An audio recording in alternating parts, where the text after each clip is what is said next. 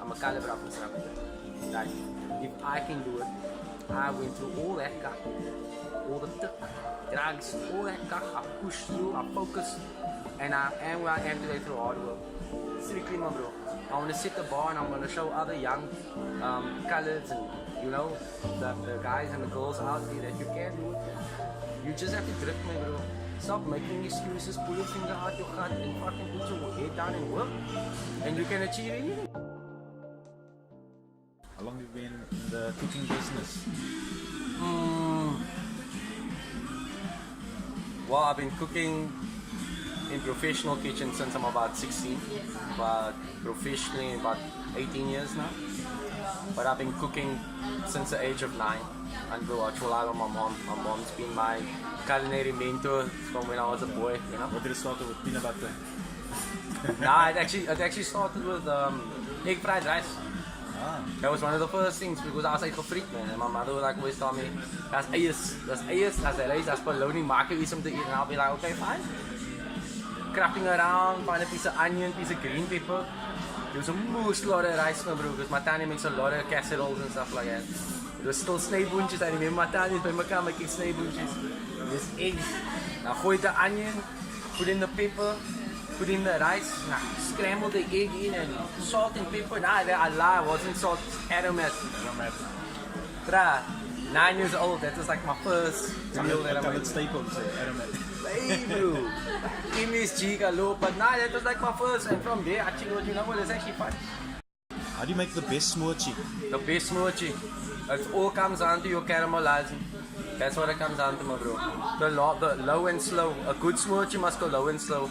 You get your onions in. If you don't get the caramelization out of your onions, because what I didn't know then, what I know now is vegetables have enzymes, sugars, the natural sugars. So the lower the temperature is, you let out all those sugars.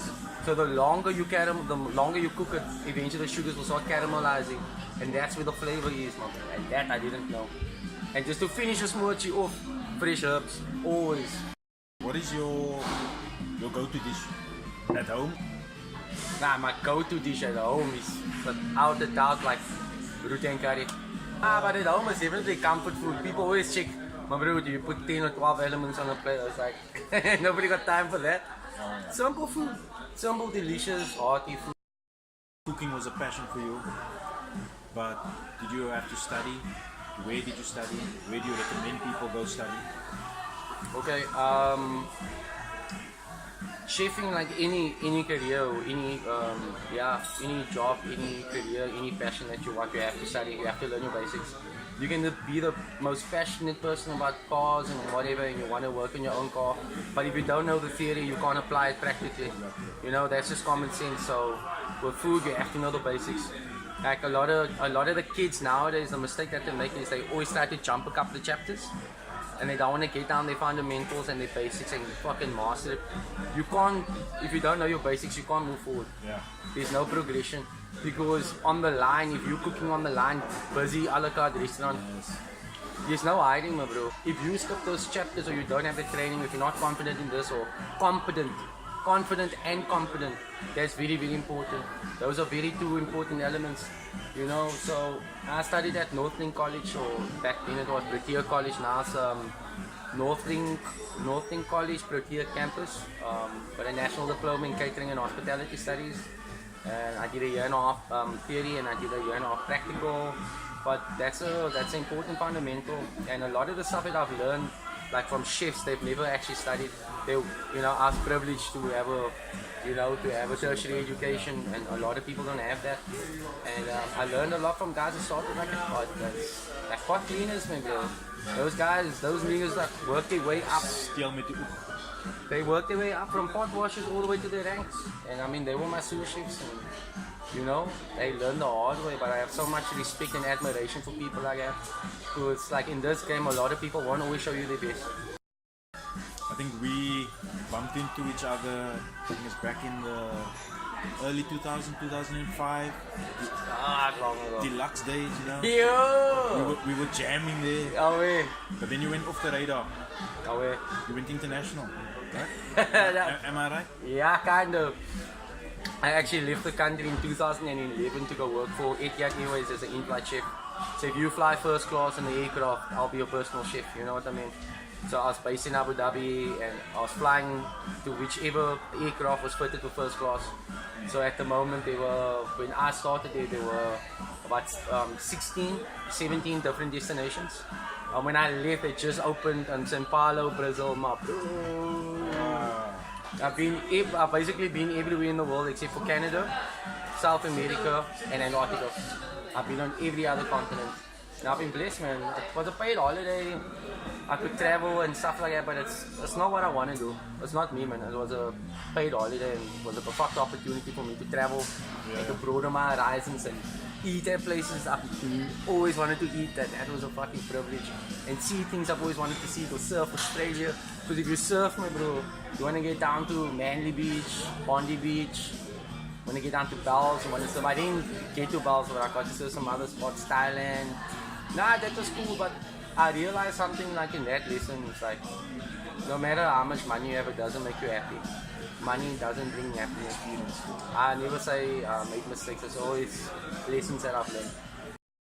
You travel, seeing the world, your absolute best place as a culinary destination. Yeah, that's a very, very hard question. I can't narrow it down, but I can give you my top 3. Let's go for top 3. Top 3 is definitely Australia, because they eating out culture in Australia and the kind of food that they do in Australia is fucking amazing. The standard of food there. Australians eat out on average 3 times a week. That is fucking ridiculous. Like, they know their shit. They know food and they know their culture, they know their wine, they know their beer. It's fucking awesome. Obviously Paris, and I would say the UK. The UK, they're really good with their food as well. What advice can you give young aspiring chefs? Young aspiring chefs, it's passion counts for everything, my bro. If you're not committed, if your heart isn't into it, don't do it. Straight up, don't waste your time, don't waste your parents' money. If you're not committed to it, just don't do it. Simple. But if you're committed to this career, understand it comes with a lot of baggage and a lot of sacrifices if you wanna move forward in your career. A lot of personal sacrifices. You literally become a slave to the industry. If you're not willing to put the graft in, my bro, you're not gonna become a successful chef. Work hard, hustle hard. Exactly. You gotta work hard, you have to eat shit, you have to suck in your pride, you have to be a chef. Whatever the chef says, that's it. You're working under a difficult chef, maybe he's a twist, maybe you don't like him, there's a lot of people that I worked under that I don't like, my bro. Don't get me wrong. I fucking hate their guts, but I respect them. Because they've earned my respect as a chef. I've learned under them. You work under a twist long enough, you eventually become a twist yourself. Because if you think about it, he sets the bar so fucking high, and when you start you think, oh my god, this guy's standards are ridiculous. A couple of months later you work up and then you're on par. And you understand why he was pushing you, because you can see the potential in you. Always try to see things from outside the box. I didn't realize that only about mid-career, and I can mention a couple of names of the guys, the tyrants I worked under, but I won't. You know what I mean? Because it's just out of respect. But suck it up, take it, and then push through. Keanon's Kitchen is all about, it's a private chef move, it's a private chef company. I bring the comfort of the restaurant, I bring the restaurant experience to the comfort of your home. So instead of you coming out to like where we are, you come in your house, you set up a table, you work out the menu, I come, I do everything. Serve your food, whether you want to pair to beer, wine, gin, a cocktail, coffee, whatever, I can do it. Whatever kind of food style you want. Fine dining, buffet, contemporary, sushi, picnic, romantic night with your lady. That's what Keanon's Kitchen's about.